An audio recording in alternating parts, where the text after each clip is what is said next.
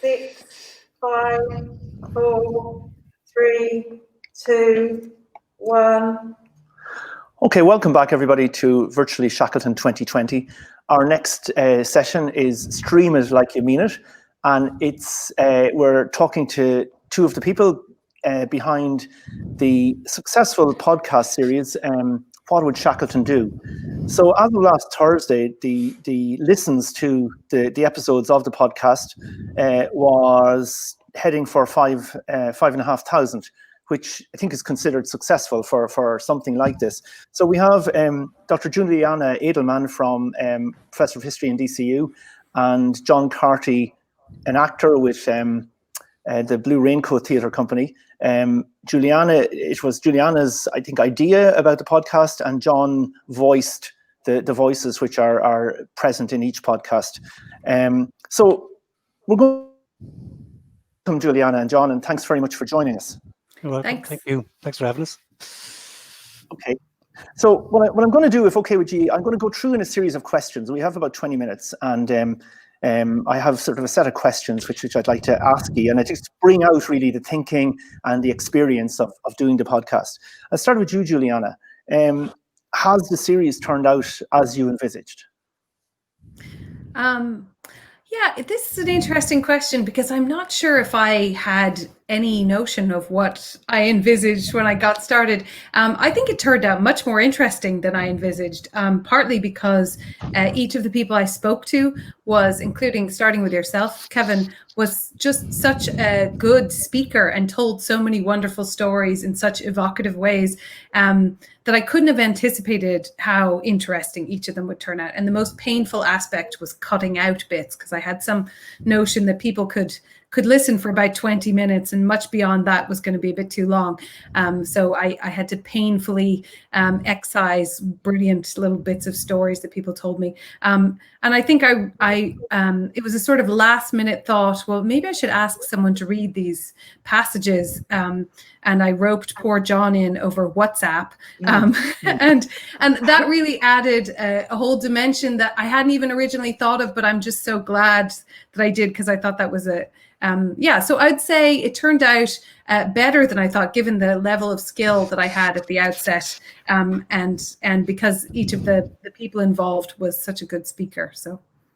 Okay, that's interesting, John. I mean, Juliana just referenced you there, so let's bring you in. What was your thought when you heard of this idea via, as we now know, WhatsApp?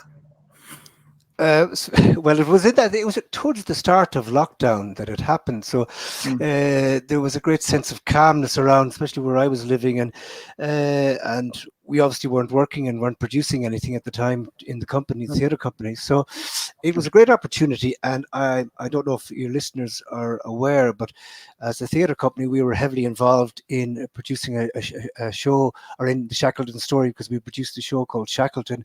And that's an ongoing performance. And so I was immersed, and have been immersed, in the Shackleton story for many years. So I was only too delighted to kind of bring that back fresh into the memory. Okay. So John, just picking up on that, you have been involved in other Shackleton projects, and reading into Shackleton's character as you have had to do for these various projects and the podcast series. What are the strong traits that come across to you? Well, I suppose the idea of his strength in leadership and his strength as a human being are there to the forefront. But when you're starting to look into it, I'm as interested in his humanity and his compassion and his practicality as much as anything. And the idea that they were there, and to bring them into the picture, I suppose, when you don't have all you have is the voice and words, and to actually try to create a whole person, because we all know how strong of a human being he was and what great leadership he provided, but to try to create a whole picture of a human in adverse situation, I suppose, came to mind. And I also bring in the idea that there is also other things that work within the human spirit that keep us going. Okay, and I suppose, John, having you here now, and it's not every day we get a chance to talk to someone who's done something like this. So we spoke to Mark Richards earlier today with Lucina Russell, and he showed us the various sources that he used in visually creating Shackleton for the statue. So in doing that voice and to get those leadership and humanity traits across, can you let us in on some of the tricks, like how do you do that through a voice? I suppose you have to first be aware that you don't have the visual, so all you have is the voice. So first of all, you're taking the words. Well, this is I haven't done an awful lot of it, but you're taking the words from the written diaries, and you can either assume that they were written after the fact or during the fact. And if they're written during the fact, then therefore the sense of the human being in a hostile environment comes to the fore in the writing itself, and then you have to transfer that into the spoken word, and then you have to then be cognizant of the fact that you are providing entertainment, drama within the context of a podcast. So you have to add your own color as an interpretive artist to it as well too. So all those come to play. Okay, it's interesting just that you say it actually about the diaries being written, because I remember when President Higgins opened the Autumn School a few years ago, he made the comment that the diaries were written by people at a time and they didn't know will they ever be read again. Absolutely. And I think that's quite profound. Yeah, they are the release of people in adverse situations at the time, and so you get the facade of the human is stripped away, and all you get is the true human spirit, I suppose, in written form. Yeah. I mean, if I can, jump in there as a historian. I mean, this is one of the really interesting things about diaries is you try to. I mean, I like to use them as sources in my own work. I'm not a historian of Shackleton. And you're always trying to get the sense of who did they think they were writing for? Because people have different things in their head. Are they writing for posterity? Are they thinking of their wife? Are they, what kind of mental state are they in? And I think that one of the things that's so interesting about those intimate objects is that, every time we read them, even if we're doing historical work, we're putting our own layers of imagination on top of them, even to do factual work, never mind to do creative work. So it's interesting to hear John talk through that, because it's kind of a similar thought process. I think, we're thinking, what kind of person is this who's written this? What are the other things going on around him? And John is doing kind of exactly the same sort of process with a different aim, obviously. Yeah. You used your own imagination as well too, I suppose. Yeah, and of course diaries are used in things like, nowadays in things like counseling and so on, but back then to record now, intimate thoughts really, and thoughts that, diaries, thoughts that really people didn't want to share in a lifetime. I know a lot of the polar diaries, there was a technical aspect to them, but I think reading between the lines, you can often see what's really going on for the person.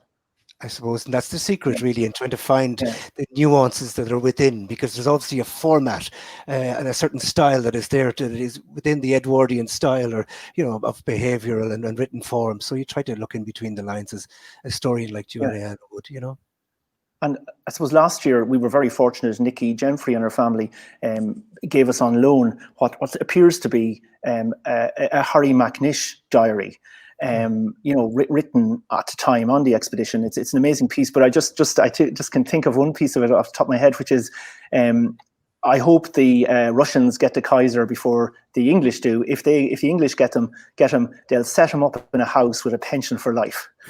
So I think that's an idea of where Harry stood. Juliana,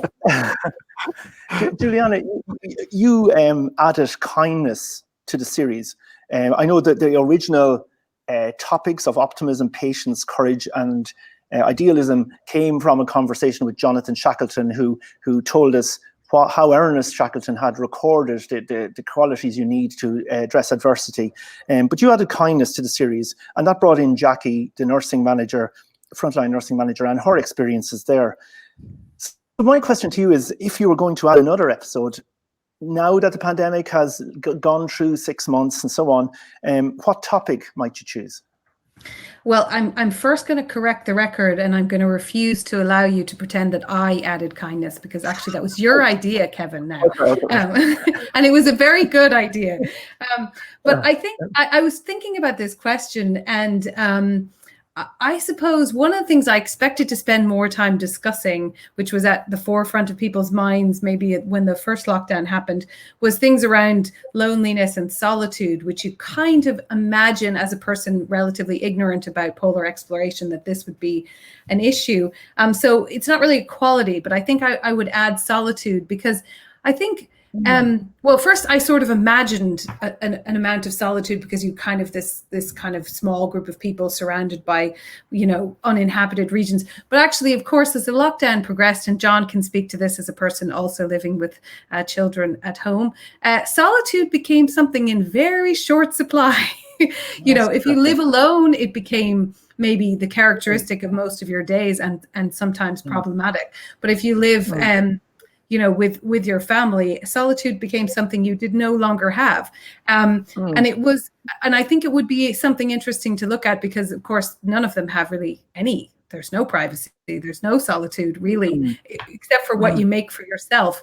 And I suppose trying to make a positive out of getting a bit of space for yourself, and if we wanted to continue with the theme of connecting to what we're experiencing, something about that, finding solitude when you're surrounded by people you can't escape from, and then also coping with solitude when you are, if you are locked down on your own, as you might be.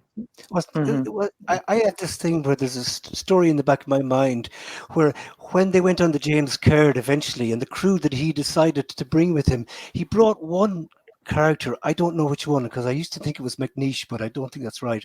But he brought him along because if he left him on Elephant Island, he would have just wrecked the heads of everybody else. So he brought him along just to make sure that everybody else was in a good state and a frame of mind to survive what was ahead of them. I just haven't. I thought I'd read that, and I might have made it up though. No, I think there's various pieces, and I think another piece for me is like Frank Worsley. I think he calls Tim McCarty one of nature's eternal optimists, and he picked optimists as well, And it's just to add to your piece on solitude, and I want to correct a record. On kindness, Juliana, I want to correct a record on that, because I think it was Jackie who suggested it to me. Okay. We put the record straight on that. But I do know I've seen a letter in Scott Polar that Shackleton writes to one of his sons from the rescue ship, one of the ships that he tried to rescue off Elephant Island, and he's on his way back, and it just begins, and you do get the sense of solitude, trying to connect with his son, if you know what I mean, and yet here he is, totally removed in a hostile environment. John, to you now, just listening to the various excerpts which you voice so well, most of them are from Shackleton's own writings, but he seems to be able to express facts and emotion and move between them fluently. And I just wonder, is that unusual? Well, I think it goes back to the other point about the idea that when the human spirit is left in such a kind of it presents itself in a hostile environment like this, you are laid bare. And as you said in a quote earlier on about the naked soul being laid bare, or the naked soul of finding the naked soul of man. It was Robert Service's poem that Shackleton used to read. Paraphrase, of course. Paraphrase of that. But they were the naked soul was laid bare, and so therefore emotions were at the tips of everybody's. So it was not the control of them. Within such an environment, I don't think that emotion was necessarily dulled. I would have thought it was completely at the edge of survival, and so they weren't in a state of dullness. I think everything must have been, so I don't know if that answers your question. No, it doesn't. It's very interesting, because you're sort of building a picture of almost emotion rising to the surface with facts, with practicality. You needed to know your emotions. I think what I'm getting from what you're saying, you needed to know your emotions and manage them and control them and use them And I think deal with the and I practicalities. think that is one of the whole idea of the management of that Shackleton should be admired for, is the idea of the controlling of emotion within a group of human beings, which happen to be men, under adverse conditions. Like, that's enormous. It's huge. It's not the intellect that goes, it's the emotion that has to be controlled. That's very interesting. Juliana, you were a professor of history by profession, and my question to you really is: are the podcasts a record of what happened a century ago, or has history a deeper meaning to our daily lives? Well, I mean, I guess the stories are to some degree a record of what happened a century ago. But I suppose the only reason I'm interested in history is because I think it has deeper meaning. And I think, the only point for me to doing history is to figure out what it means to be human at any given time and place. And I think it's always different. And that's why looking at the past is interesting, because how people understand what it means to be human and what's important about being human and what makes humans different from other species on the planet, or one human different from another human, all that changes, and it changes over time. It changes by culture. And for me, it's interesting to have those conversations with the past, because you can get something out of them, and we can draw out things about Shackleton's experience that are relevant to us, that make sense to us, that are interesting to us, that we can use. But we can also look at them and think that, what a foreign time, what a foreign place, that just, some of the aspects of how they conducted themselves, what they thought was, how they behaved, what they did, are also totally foreign to us, and tell us something about the values of that time, that, and the values of those people that are not maybe present in the same way today. So it's sort of 2 generations ago, and yet things have changed so much. Values are foreign to us, is what you said there. I mean, I don't think they're totally foreign to us, but I do think a lot of, some of the things that they prioritize. I mean, some of the things that they could do depended entirely, to my mind, on values and beliefs that they had that I don't think are terribly prevalent anymore. And I don't think, I think a person thrust into a similar situation would behave differently than Shackleton, with all the, not just because they would have modern equipment or they'd have different ideas, but because people's emotions are different. People react in groups of men isolated in an island differently. They've absorbed different kinds of culture. They would, they would have different ways of managing that situation. They'd have different expectations, and things would go differently. I don't know if better or worse, but they would definitely would not proceed in exactly the same way, or I wouldn't expect them to.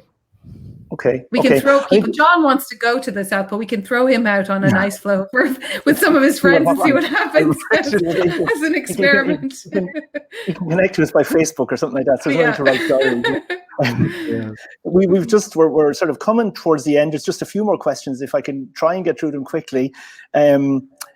John, if you were casting the Shackleton character for a play or film, and you had a choice of all the well-known actors and actresses, who would you pick to play the role, and why?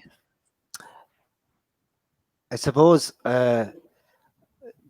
given the current topical situation, I suppose you'd have to see if Sean Connery was a possibility, but but that's only because he's no longer with us. But if I was to think seriously about it, there's Tom Hardy is currently is vying for a future production but if I was to think more seriously about it, I think that from an Irish perspective, I like the idea of Donald McCann. I don't know if you know Donald McCann and his work, but he's no longer with us now. But as a person who's able to show strength and frailty in equal measures, I think, and so that we get a whole rounded picture, I think he's the man for the master plan. Yeah. Okay. Look, we're just finished time-wise now. Just to say that the podcasts are available on all podcast sort of hosts, Spotify, etc. Or there's links from the Shackleton Museum website. And there's lots more questions. Unfortunately, we have run out of time. But I really want to thank Juliana and John for A, their efforts 6 months ago in getting the podcast series up, and B, for joining us now in what has been, I've found, a really interesting discussion. So thanks very much to you for that. Thank you. Thanks, Kevin. Thanks, Kevin. Bye-bye. Okay, so we're back at 16:30 with the story of The Great Escape from Falklands and Patagonia by Jim McAdam. Thank you. Olivier de Schrevel from Belgium. For the polar people, you, Shackleton, reached the pole. Distance left was insignificant. The worldwide curiosity is satisfied. From now on, we should search for valuable scientific research. That's what Lecointe, founder and secretary of the International Polar Research Association, said. Bye-bye. Hi, everyone. I'm Brad Borkin. I'm looking forward to all of the inspirational talks at this year's event. Also, I'm looking forward to the virtual Zoom session at O'Brien's at 5:30 p.m. I'm all set with my Shackleton whiskey. Look forward to seeing you there.